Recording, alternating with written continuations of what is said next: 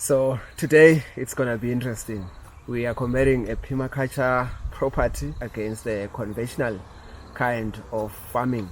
We want to see which one works and which one has long-term benefits and which one has impact into keeping the ecosystem and the natural surroundings to be healthy and to be to stand for future generations to come, and to see how that is impacting the typical Swazi homestead, because here in Swaziland we work with communities, we work to help families sustain themselves and thrive, so that we have children who will have a better future and more and healthy food to eat.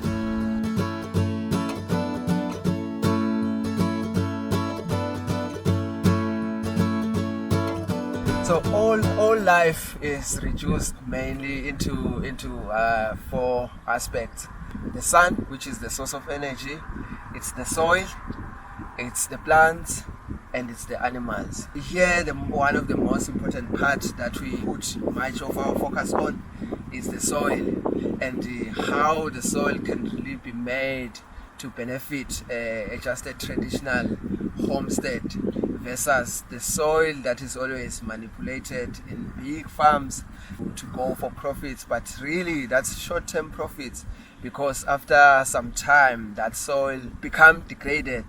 For instance, like this soil behind me, it's been farming a lot of pineapples, and a lot of chemicals have been put into the soil, and at the end of it, it's now dead. If a family can come and stay in this soil, they cannot be able to produce what they can use to sustain themselves. They will have to always go to the store to always try to correct the soil chemically. But permaculturally, the best thing is that we use nature and we interact with all the natural components to make the soil to provide for us. Here in this farm, we found that the way they were cultivating, they were going down the slope. You allow water to run fast the slope, and it causes erosion, and it takes some nutrients down to the rivers with that soil, which is not a good way. But the best way to do it is to always plow against the slope, which is something that we've really introduced, and we want to teach more families to teach this new technique, so that we keep our water, the rainwater, into the property, and it sinks down and charges the aquifer, so that even that family, when it's they are blessed enough to eventually have a borehole one day, they can be able to dig that water out with a pump, and they can be able to sustain their home. But we've experienced some places in Swaziland where even when the family is digging that water, they cannot find any water, mostly because all of the water, when it rains, it just runs into the rivers and cannot reach the underground. Most families who haven't been practicing permaculture or natural ways of growing food, in the long run, they struggle. Their fields are now turned into deserts. It really becomes counterproductive. There is really not much that you produce out of that land, and you are putting a lot of investment. You are paying for the tractor, you are paying for the seeds, you are paying for manure, whereas when you do it permaculturally, you use the animals to work for you. For instance, this is a classic example of a good permaculture system. I am standing on top of this waste that have been dumped into this chicken area here. This waste could have been burnt, or we could have hired a waste collector to collect it and throw it away somewhere. But we've used that waste from around the farm and put it into these chickens. They are helping this waste to decompose into a manure that we can then use into our fields. So just imagine this waste being turned into gold again, because inorganic fertilizer is very expensive here. For a hectare, you pay around 1,000 rands towards buying fertilizer. But we are using just free fertilizer that is have a healthy organic content from the animals themselves. This system also feed the chickens, because they scratch here, they find some worms, they find some bugs, so it reduces the cost of the feed that we feed into these chickens. So otherwise we would be paying at around 50 rand per week, but we currently pay half price per week to produce these healthy chickens.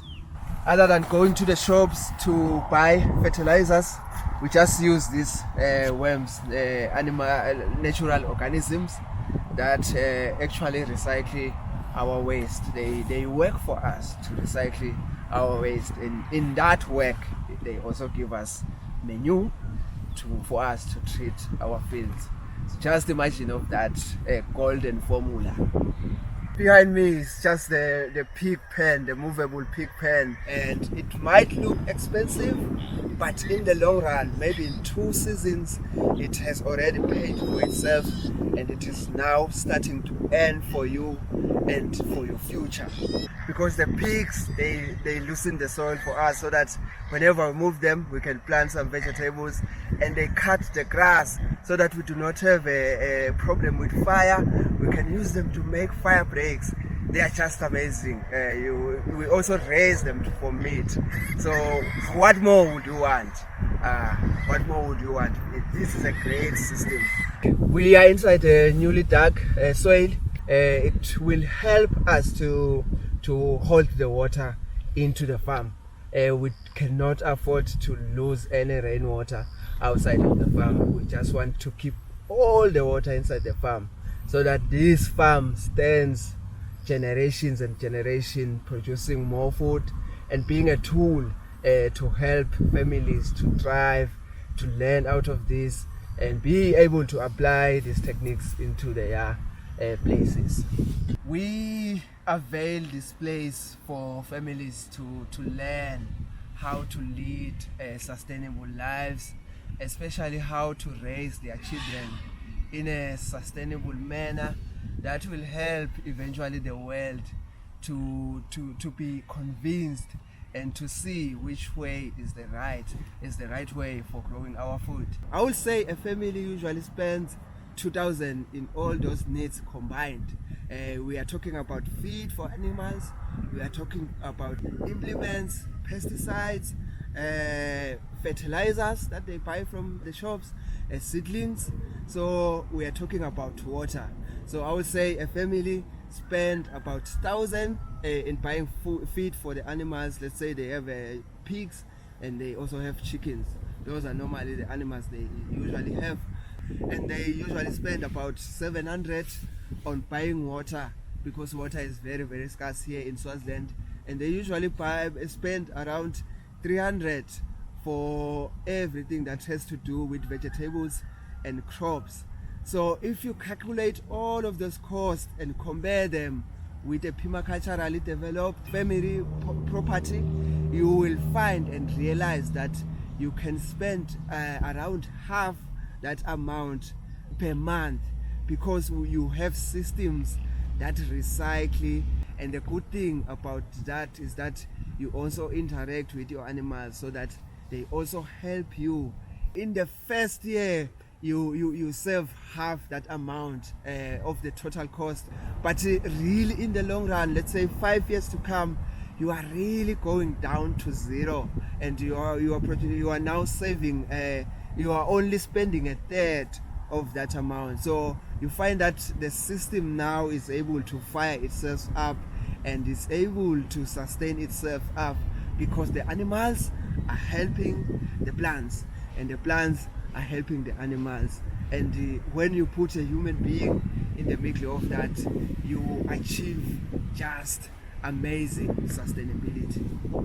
Our desire is to see a family not spending much of their money into running the systems that will sustain the home, but we want the family to have systems that are productive and give more output than input. so that out of the rest of the money that they have saved and that they have gained, they can be able to take care of their kids. So that family is now empowered to take care of the kid, either health-wise or education. We've seen a lot of children who have been deprived of education because their families are really working hard to produce food for them. But now the introduction of permaculture will help families to have enough even to take their children to the school, so that they are able to be better educated and to be better citizens of the future of the country. Hope you are excited as I am, and I cannot wait to journey with you as we unlock potentials in families. Thank you so much.